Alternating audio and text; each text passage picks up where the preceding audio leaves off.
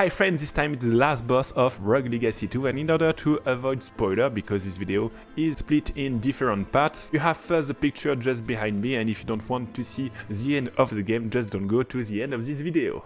If you already fight this boss, you can go back to fight him just by clicking on the NPC who is delivering pizza, but I would advise to never do it. You need to go in the castle in order to get some buff. We want to farm the Agartha Citadel, the Stygian Study and the Pichon Lake in order to get some fruits, more HP and a new weapon if you can, and for sure some relics. Once it's done, go back to the beginning of the castle and you can fight this boss at the door. This boss is kinda tricky because he'll use the powers from the different bosses that you have already beaten, so you'll recognize them, but the idea is to first know which ability he's using in order to dodge them.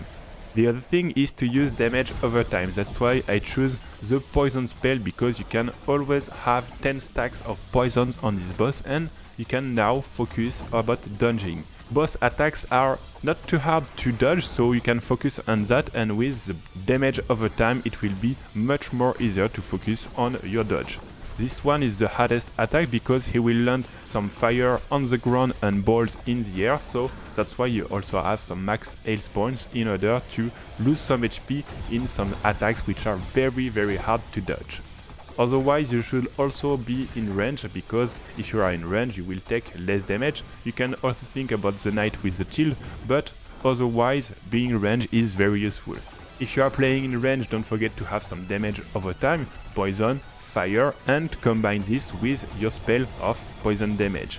The boss will most often have 10 stacks of poison on him, and you can with your attacks deal the extra damage that you need to quickly down this boss and move to the endgame. After a sweet ending, you'll be able to start the real game, because as in Hades, where you need to level up the hit, in Rogue Legacy 2 you need to stack burdens, meaning that the difficulty will increase every game that you manage to finish, and you'll have plenty of stuff to unlock, for example the new stuff, the new runes, the new passives and so on. But great thing is that you'll be able to face prime bosses, a stronger version of the current bosses. If you manage to kill them, you'll unlock new scares, and if you manage once again to end up every prime scare, you'll be able to say, I've finished Rogue Legacy 2. Thanks for watching this video, I wish you good luck to push this Rogue Legacy 2 endgame, and don't forget to say in the comments at the level you are.